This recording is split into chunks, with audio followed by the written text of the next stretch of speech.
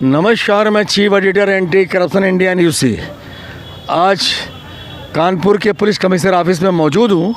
मैं देख रहा हूँ यहाँ बराबर पड़कड़ आ रहे हैं और भूमाफिया का जो आतंक है उत्तर प्रदेश में देखा जा रहा है। जिस तरह योगी आदित्यनाथ जी इस पर शिकंजा कस रहे हैं, लेकिन उसके बाद भी ये जो भूमाफिया हैं ये बाज नहीं आ रहे हैं। ये एक गरीबों की और लाचारों की ज़मीन पर कब्जा करते हैं और उनको हरेसमेंट करते हैं और पुलिस से भी सांठगांठ कर लेते हैं। आज जो पड़का हमारे बीच में है ये घाटमपुर से संबंधित है। मैं जानना चाहूँगा पुलिस से क्या मामला है, उससे अवगत कराएं। क्या नाम आपका? जी, मेरा नाम सलमान है। मैं घाटमपुर में रहता हूँ सर। मेरा ज़मीन का मामला है सर घाटमपुर की। उसमें सर मेरा 20 साल से मेरे पिताजी मुकदमा लड़ रहे थे और उसमें जो है क्या नाम आसिफ बिल्डर उसने एग्रीमेंट करा लिया है जिन लोगों से मुकदमा चल रहा था। ये कौन सी प्रॉपर्टी है, कैसी प्रॉपर्टी है, पैतृक है या कैसी है, ये आपने ख़रीदी है? ये किस तरह से कब्जा हो गया उस पर? ये सर हमारी पैतृक भूमि है। हमारे बाबा जो है हमारे पापा को वसीयत कर गए थे, जिस लिहाज से 20 साल से हमारा खतौनी में नाम दर्ज था पिताजी का। पिताजी अभी 1 साल पहले मेरे एक्सपायर हुए हैं सर।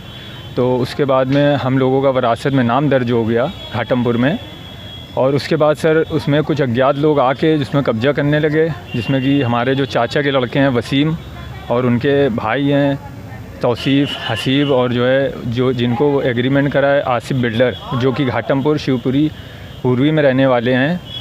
वो लोगों ने कोई स्थगन आदेश भी नहीं, मतलब उनका कोई कब्जे का आदेश भी नहीं है और उसके बावजूद जो है गुंडागर्दी के दम पे सर उसमें कब्जा किया। उन्होंने ज़बरदस्ती कब्जा करने का प्रयास किया, उसको हम लोगों ने रोका।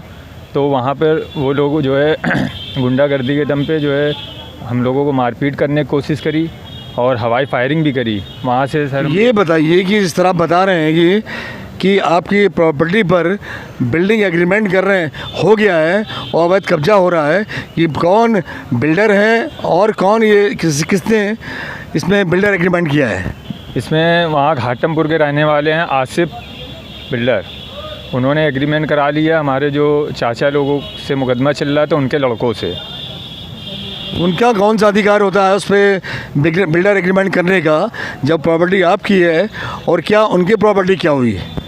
उनकी सर आगे मुकदमा विचाराधीन है। वो वसीयत का मुकदमा है सर। वसीयत हमारे पिताजी को हमारे दादा कर गए थे 92 में।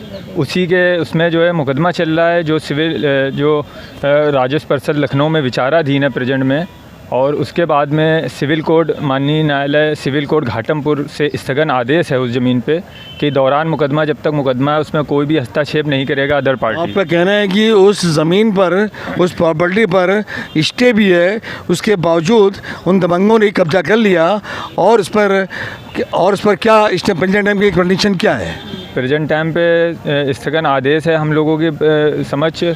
और उसमें जो है पुलिस के पास हम लोगों ने जो है कागज़ वगैरह सब दिखाए जाके अपने, तो पुलिस जब मौके पे जाती है तो वहाँ से वो लोग फ़रार हो जाते हैं और उनके पास कोई भी कब्जे का करने का आदेश नहीं है किसी भी कोर्ट का। मुकदमा राजस्व परिषद लखनऊ में विचाराधीन है। जिस तरह अवगत करा रहे हैं मुकदमा विचाराधीन है, उसके बावजूद भी दबंग लोग उस प्रॉपर्टी पर जबरन कब्जा करने का प्रयास कर रहे हैं और ये अधिकारियों के चक्कर लगा रहे हैं। आज भी आए हुए हैं यहाँ के पुलिस कमिश्नर के पास। पुलिस कमिश्नर ने इनको क्या आश्वासन दिया है मैं जान लेता हूँ। आज पुलिस कमिश्नर के पास आप मिलने आए हैं, उन्होंने क्या आश्वासन दिया? सर मैं पुलिस कमिश्नर साहब के पास गया तो उनको मैंने जो है सारी बात उनको अवगत कराई और उनको अपने सारे डॉक्यूमेंट्स दिखाए। तो उनको बोला भी कि सर मेरा मुकदमा लखनऊ राजस्व परिषद में विचाराधीन है और सिविल न्यायालय माननीय न्यायालय से उसमें स्थगन आदेश भी मेरे पक्ष में है। तो सर बोले कि जो है जब तक अगर स्टे आर्डर है तो उसमें हम उन लोगों को कब्जा करने से रोकेंगे। इनको आश्वासन मिला है कि उस प्रॉपर्टी में जो अवैध कब्जा हो रहा है उसको रोका जाएगा। ये कमिश्नर के आदेश हैं, इनको आश्वासन मिला है। वो तो समय बताएगा किस तरह कार्रवाई होगी और किस तरह वहाँ पे रोका जाएगा जो वहाँ पे कार्य चल रहा है। और मैं देख रहा हूँ यहाँ पर एक महिला भी है, उससे ही बात करता हूँ। क्या नाम आपका? अफसर जहाँ। अफसर जहाँ, ये क्या मामला है, कौन सी प्रॉपर्टी है, उस प्रॉपर्टी में आपका क्या हक है, क्या राइट है? मेरा ये हक है कि जो इनके दो बाबा थे तो उनको पहले ज़मीन दे चुके हैं तो उनकी मतलब वो अरे क्या है वो वसीयत कर गए हैं, क्या कर गए हैं? हाँ वसीयत करिए, उनको पहले प्रॉपर्टी दे चुके हैं, वो उनको नहीं मिली थी इसलिए उन्होंने वसीयत करी थी। और वो कहते हैं वो मेरे दादा की है और ये सब पूरी पुश्तैनी ज़मीन है। सन 21 में तहसीलदार को लेके वही लोग आए थे और तहसीलदार ने भी बहुत अच्छा सही बात करके और पूरा निर्णय निकाला था, लेकिन उन्होंने कहा था कि कल आ जाना यहाँ, हम तब मसला हल कर देंगे। और उसको कहते हैं कि वो तो बिक चुकी, वो तो हमारे नाम थी, लेकिन उसका भी कागज़ मेरे पास है और इसकी वजह से वजह नहीं बताते, कहते इसमें हम 3 भाई हैं तो तीनों का हमारा बराबर होना चाहिए। इस वजह से वो झगड़ा करते हैं, आए दिन परेशान करते हैं, धमकी देते हैं। ये छोटा लड़का है, इसके ऊपर एक बार ये आसिफ बिल्डर ने गोली लगाई, जहाँ सिविल में मुकदमा चल रहा, वहाँ मुकदमे में तारीख पे गए थे। बराबर ये धमकी और बातें। ये वसीम जो है इनका बड़े बाप का लड़का है, ये सबसे मेन है। इसके पीछे इनके भाई हैं 3 और हसीब है, उससे नीचे भी 2 और हैं। ये सब आए दिन हमारे पर हमला बोलते हैं और हम कहाँ रहना मुश्किल कर रहे हैं। और कहते हैं जिस तरह ये अवगत करा रही हैं, जिस तरह उन दबंगों ने इन पर जो अत्याचार किया है उससे अवगत करा रही हैं। और मैं देख रहा हूँ एक बेटा भी साथ में मौजूद है इनका, मैं उससे ही बात करता हूँ उसके साथ क्या ट्रेजेडी हुई और किस तरह से साथ इस पर हमला हुआ। क्या नाम आपका? जीशान खान। जान जी, अब ये बताइए आप पर किस तरह से हमला हुआ, किस तरह से कब्जा आपके प्लाट पे कर रहे हैं और किस तरह धमकियाँ मिल रही हैं? सर बराबर वहाँ पे धमकियाँ मिली है। 16 मई को वो लोग वहाँ पे कब्जा कर रहे थे, तो उनको जाके हम लोगों ने जब रोका तो उन लोगों ने हम लोगों के ऊपर लाठी डंडों से हमला किया। तो वहीं पे एक प्लाट पड़ा हमारा, उसमें हम लोगों ने अपने आप को अंदर बंद कर लिया। तो वहाँ पे जो उनके साथ में लोग थे, डंडे लाठी सब लिए थे, बहुत तोड़फोड़ करी। वहाँ से हम लोग जान बचाकर भागे और उन लोगों ने हवा फायर भी किया। वहाँ पे जो हमारा प्लाट बना है उसका दरवाज़ा उखाड़ के ले गए। हमारा जो बगीचा बना है लगा है उसमें 4-5 पेड़ उन्होंने काट दिए हैं। जो ट्यूबवेल है, ट्यूबवेल की हौदियाँ भी हमारी तोड़ दी है। जो हमारा ऑपरेटर है उसको भी मारा, ट्यूबवेल हमारा बंद करा दिया गया। बराबर सर वो धमकियाँ दे रहे हैं हम लोगों को जान से मारने की। और अभी हम परसों घर पे थे अपने घाटमपुर में, तो 2 लोगों ने हमको वहाँ पे दौड़ा भी लिया, अपनी जान बचाकर वहाँ से हम भागे। इतनी वारदातें आपके साथ हो रही हैं और आप लोगों ने अभी तक कौन सा स्टेप उठाया और पुलिस का क्या सहयोग मिला? सर हम लोगों ने एप्लीकेशन दी है घाटमपुर थाने में, तो पुलिस मौके पे जब वहाँ जाती है तो वो लोग वहाँ से फ़रार हो जाते हैं।